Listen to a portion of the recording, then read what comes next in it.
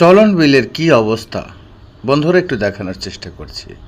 শুকনা জমিতে ধান কাটছি, দেখুন এখানে কিন্তু পানির কোনো অবস্থাই নেই। তারপরে হঠাৎ করে দেখতে পেলাম গাঙে নতুন করে পানি এসেছে, দেখেই তো মাথাটা খারাপ হয়ে গেল।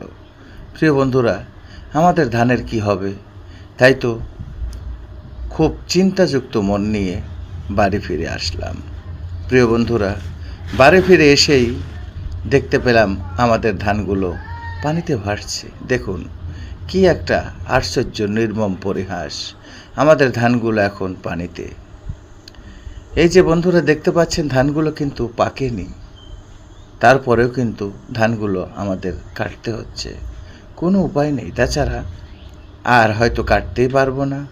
প্রিয় বন্ধুরা, দেখতে থাকুন, কিছুটা চিত্র আপনাদের সঙ্গে শেয়ার করছি উত্তরবঙ্গ থেকে। প্রিয় বন্ধুরা, এই যে দেখতে পাচ্ছেন কি বেগে পানি আসছে ধেয়ে আমাদের উত্তরবঙ্গে। এভাবে যদি পানি আসতে থাকে তাহলে আর কোনো উপায় নেই।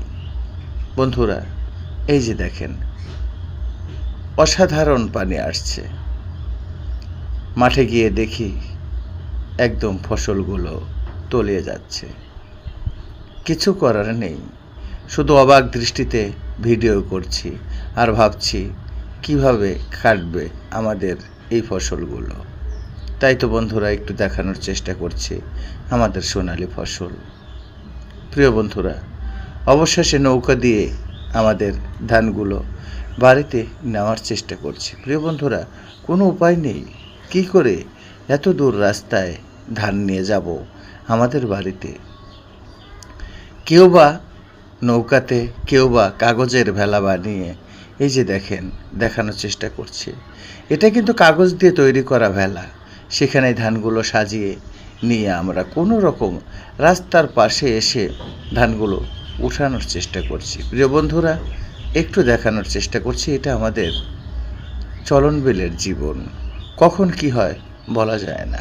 প্রিয় বন্ধুরা, অবশেষে চলে গেলাম নিজের জমিতে, নিজের ছেলে এবং ভাইস্তা সহ আমি নিজেও শুরু করে দিলাম ধান কাটতে।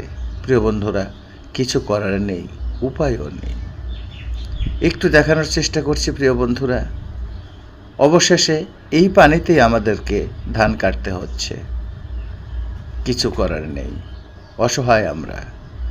বাড়িতে এসে দেখি কোনো খাওয়ার নেই, দিয়েছে খিচুড়ি, তাই তো মনের সুখে খিচুড়ি খাচ্ছি। প্রিয় বন্ধুরা, উত্তরবঙ্গ থেকে